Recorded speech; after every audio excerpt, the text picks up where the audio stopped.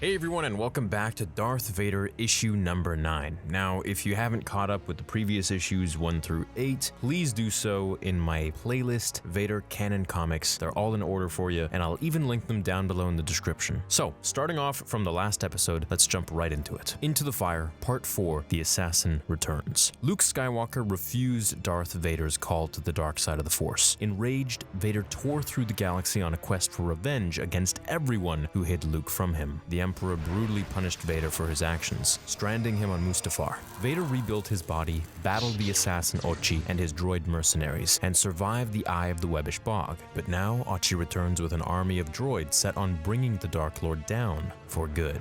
So first of all, before we begin this comic, I want to say that I read through it, and I'll give you my full take at the very end of it, but essentially we're going to be going through a few things that have been well established in Legends. And what I mean by that is, well, you'll see and then we'll get to it, but I just want you to have your ideas primed for what is about to come for when we get to it. So at this point, Vader is being attacked by the droids and Ochi. It's a full-on bounty hunter, assassin-style run where they're just trying to kill Vader, and he's running away, he's dodging. Remember, at this point, he doesn't have his lightsaber, Ochi has it, and he's using parts. So, for example, he's got a super battle droid's arm. The leg is not supposed to be on him. It's just he's very lopsided, and he's not having a good time. So at this point, he grabs a shiv, and he uses it to throw it into the head of the droid with the Force. Summoning it back to himself, he goes up to another one, slices the head off, and keeps on running. Vader is the ultimate assassin, even amongst a group of elite assassins, ones that the Emperor has chosen himself. Now, you should keep in mind that the Emperor pretty much just does these things to toy with Vader and to give him as much of a hard time as he can, to really train Vader, to put him in the most terrible circumstances ever and see how strong Vader is. And the reason he's doing this is because of his failure with Obi-Wan, how he didn't survive. And he's sort of punishing him, but also retraining him to learn how to use the Force, his pain, his anger, and to learn how to use this mechanical body. As the droids start to analyze him a little bit as he hides in the shadows, which gives me a reminder to episode 6 when Luke was hiding because he didn't want to attack his father. Vader is hiding to just prime himself for the right moment to attack. The droids are essentially trying to play with his mind. They say that someone saw value in him, how Sidious resurrected Anakin from near death, and we get some shots of Revenge of the Sith when Anakin is on the table being reconstructed. Someone devoted every resource to ensuring that your weak flesh would endure. They taunt him, they say you can't hold out much longer. We get the scene from Rogue One where the guards are protecting Vader, which was exactly when Venier came in and told Lord Vader that Krennic is waiting for him. I don't know if this is that exact scene, but it's the same setting.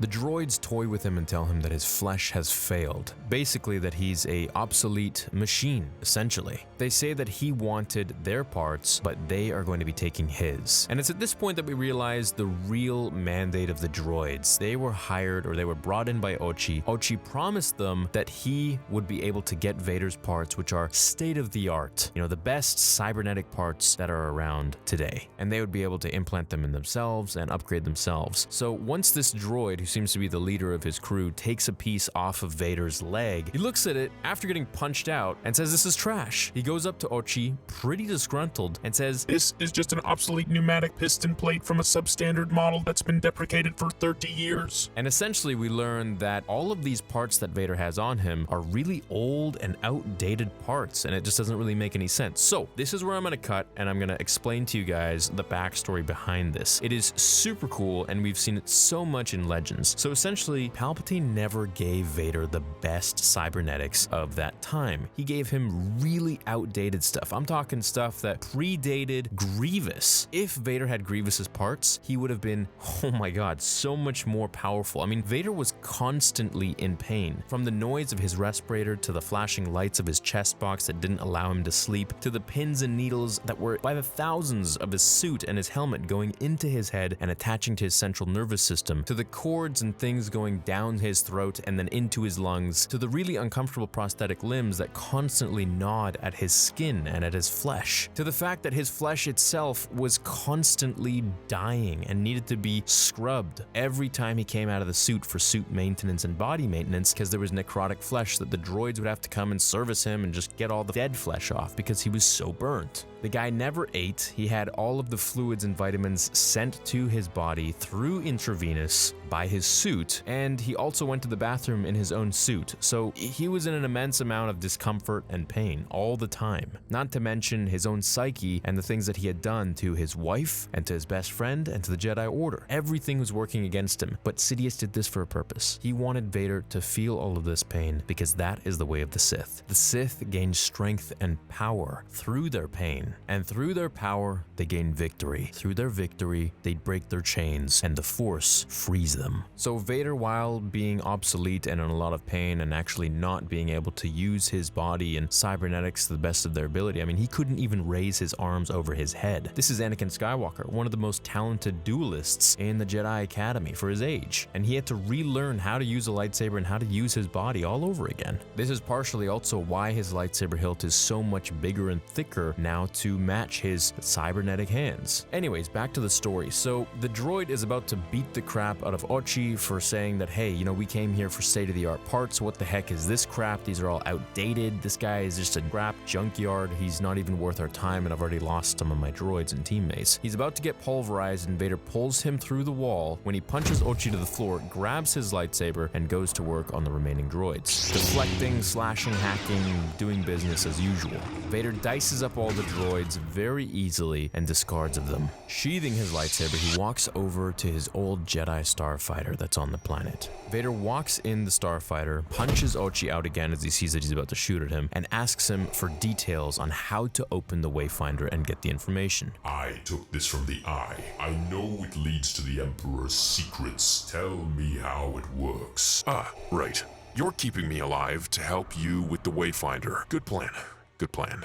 The Emperor's favorite assassin would know a thing or two about the Emperor's secret arcana, wouldn't he? Let's see. Ah, there it is. Nav coordinates hidden in the glyphs. May I? All right, there you go. All logged in. Vader grabs Ochi by the throat and throws him into a transport pod.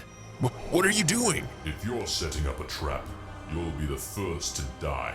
Vader threatens to kill him by igniting his lightsaber, and Ochi yields. He says, all right, I'm not going to play around. I'll show you everything. He tells him to plug it into his nav system and that it'll show him the way. To Exegol. Exegol? Vader shuts the door and Ochi plugs the wayfinder into his nav and sets a course. Lifting up, he grabs Ochi in the transport pod, attaches it to his ship, leaves Mustafar and attaches himself to a hyperdrive dock.